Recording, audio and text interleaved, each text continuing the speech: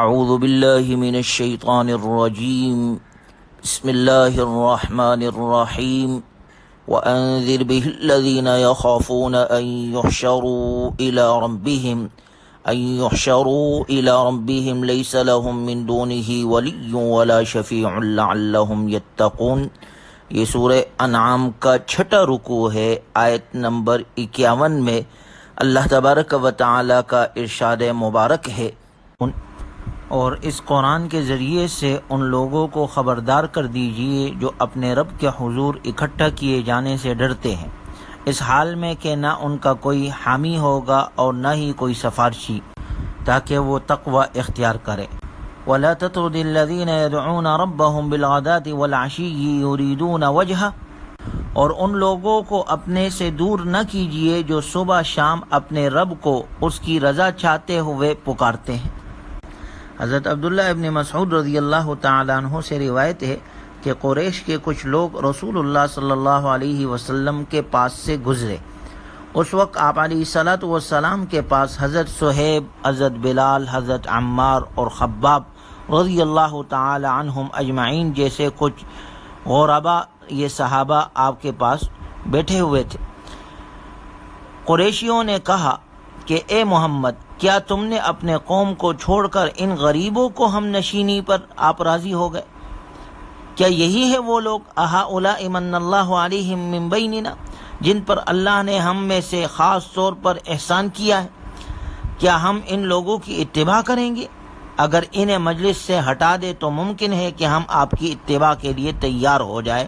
اللہ نے اس پر یہ آیت نازل کی جس میں صاف فرما دیا گیا کہ ان لوگوں کو کسی صورت بھی اپنی مجلس سے آپ علیہ الصلاۃ والسلام دور نہ کیجیے۔ وہ لوگ جو کامل مومن ہے، اعلیٰ ایمانی صفات سے متصف ہے، وہ ہر وقت اللہ کو یاد کرتے رہتے ہیں اور اس سے ان کا مقصد اللہ کی رضا کے سوا کچھ نہیں۔ وَإِذَا جَاءَكَ الَّذِينَ يُؤْمِنُونَ بِآيَاتِنَا فَقُلْ سَلَامٌ عَلَيْكُمْ كَتَبَ رَبُّكُمْ عَلَى نَفْسِهِ الرَّحْمَةَ، اور جب آپ کے پاس وہ لوگ آئے جو ہماری آیتوں پر ایمان رکھتے ہیں تو آپ ان سے فرما دیجئے کہ تم پر سلامتی ہو، تمہارے رب نے اپنے اوپر رحمت لازم کر لی ہے کہ تم میں سے جو کوئی نادانی میں بری حرکت کر بیٹھے، پھر اس کے بعد ثم تاب من بعدہ وأصلح، پھر اس کے بعد وہ توبہ کر لے اور اصلاح کر لے، تو اللہ تعالیٰ اس کے ساتھ بخشش اور مہربانی کا معاملہ کرتا ہے۔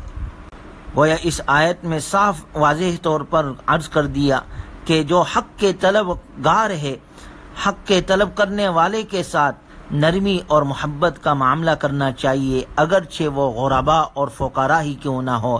یہاں سے یہ ثابت ہوا کہ صلحاء کا احترام واجب ہے۔ آج کی دنیا میں بھی آپ کو اہل دین کے مذاق اڑانے والے ملیں گے، کیونکہ اللہ کا نظام ہے دین پر عمل کرنے والے زیادہ تر فقراء ہی ہوتے ہیں، غربا کی تعداد ان میں زیادہ ہوتی ہے جن کا مذاق اڑایا جاتا ہے۔ بے دین طبقہ آج بھی اہل مدارس کا، اہل مساجد کا، نیک لوگوں کا مذاق اڑاتے ہیں کہ یہ غربا جن کو کھانے کے لیے کچھ نہیں ہے، یہ بات کرتے ہیں۔ تو یہ اللہ کا نظام ہے، اللہ کے ہاں کس کا کیا مرتبہ ہے یہ تو رب ہی جانتا ہے۔ کسی کا مذاق نہیں اڑانا چاہیے، اور خاص طور پر وہ طبقہ جو اللہ کے دین میں لگا ہوا ہے، اس کے مذاق اڑانے سے اپنے آپ کو بچانا چاہیے۔ اللہ ہمیں محفوظ فرمائے۔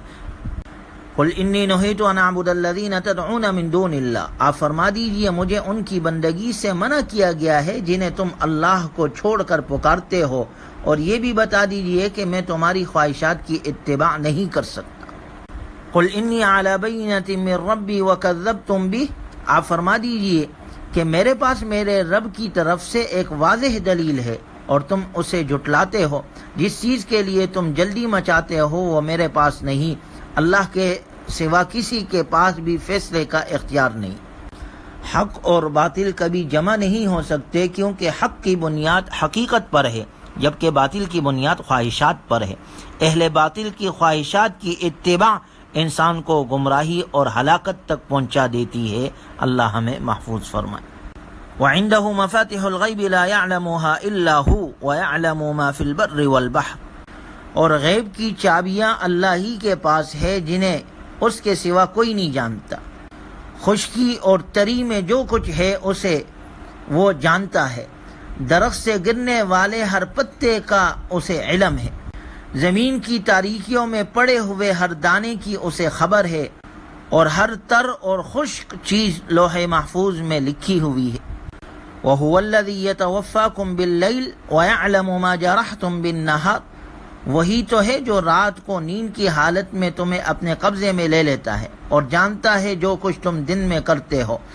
ثُمَّ يَبْعَثُكُمْ فِيهِ لِيُقْضَى أَجَلٌ مُّسَمًّى، پھر تمہیں دن میں بیدار کر دیتا ہے تاکہ زندگی کی معین مدت پوری کر دی جائے، بالآخر اس کی طرف تمہیں لوٹا دیا جائے گا، پھر وہ تمہیں بتائے گا جو کچھ تم کرتے رہے ہو۔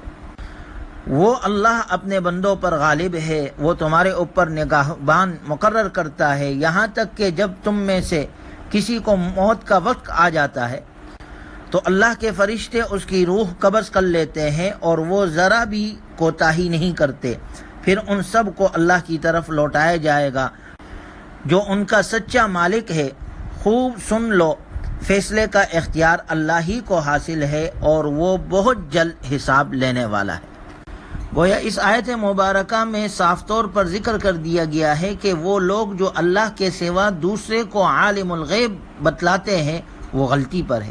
حضرت عائشہ صدیقہ رضی اللہ تعالیٰ عنہ فرماتی ہے، جو شخص یہ کہتا ہے رسول اللہ صلی اللہ علیہ وسلم کل کے بارے میں جانتے ہیں، وہ اللہ پر بہت بڑا جھوٹ گڑھتا ہے، کیونکہ ارشاد باری تعالیٰ ہے، آپ فرما دیجئے آسمانوں اور زمین میں جو غیب ہے اسے اللہ کے سوا کوئی نہیں جانتا، علام الغیوب ذات صرف اللہ کی۔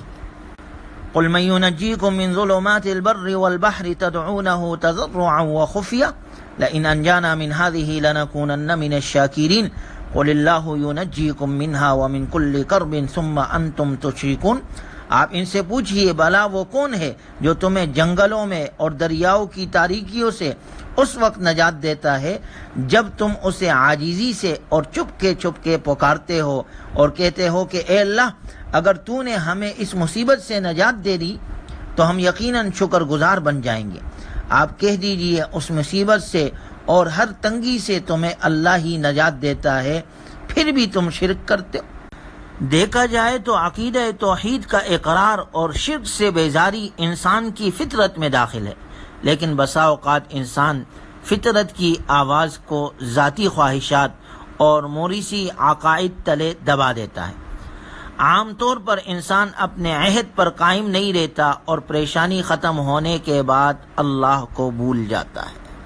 قل هو القادر على أن يبعث عليكم عذابا من فوقكم أو من تحت أرجلكم أو يلبسكم شيعا ويذيق بعضكم بأس بعض۔ آپ فرما دیجئے کہ اللہ اس بات پر قادر ہے کہ تم پر اوپر سے عذاب نازل کر دے یا تمہارے پاؤں کے نیچے سے، یا تمہیں فرقے کر کے آپس میں ٹکرا دے اور تمہیں ایک دوسرے کی طاقت کا مزہ چکا دے۔ دیکھیں ہم کیسے انداز بدل کر ان کے سامنے دلائل بیان کرتے ہیں تاکہ یہ سمجھ جائے۔ گویا اللہ کے عذاب سے ڈرتے رہنا چاہیے، وہ کسی بھی وقت آ سکتا ہے اور کسی بھی صورت میں آ سکتا ہے۔ آسمان سے اللہ عذاب نازل کر لے یا زمین سے پاؤں کے نیچے سے عذاب آ جائے، اللہ ہر چیز پر قادر ہے۔ اللہ ہمیں ہر قسم کے عذاب سے محفوظ فرمائے۔ وَإِذَا رَأَيْتَ الَّذِينَ يَخُوضُونَ فِي آيَاتِنَا فَأَعْرِضْ عَنْهُمْ حَتَّى يَخُوضُوا فِي حَدِيثٍ غَيْرِهِ۔ آخر میں اللہ تبارک و تعالی نے قیامت تک کے آنے والے انسانوں کو یہ حکم دیا کہ ایسے مجالس سے اپنے آپ کو بچائے، ایسے مجالس سے کنارہ کشی ضروری ہے جہاں قرآن مجید کا، رسول اللہ صلی اللہ علیہ وسلم کا، صحابہ اکرام رضی اللہ عنہم اجمعین کا اور اسلامی احکام کا مذاق اڑایا جاتا ہو۔ یوں ہی جو لوگ قرآن کریم کی من مانی تفسیر بیان کرے، احادیث مبارکہ کا انکار کرے اور اسلاف پر کفر کے فتوے لگائے، ان سے بھی اعراض لازمی ہے۔ ایسے مجلسوں سے اپنے آپ کو بچائے۔ اللہ تعالی ہمیں ہر قسم کے نافرمانی سے، برے لوگوں سے، برے صحبتوں سے محفوظ فرمائے اور کامل طور پر قرآن کریم کی تعلیمات پر عمل کرنے والا جناب رسول اللہ صلی اللہ علیہ وسلم کی سنتوں کے مطابق اور صحابہ اکرام رضی اللہ عنہم اجمعین کے نقش و قدم پر ہمیں چلنے کی توفیق عطا فرمائے۔ وآخر دعوانا ان الحمد للہ رب العالمین۔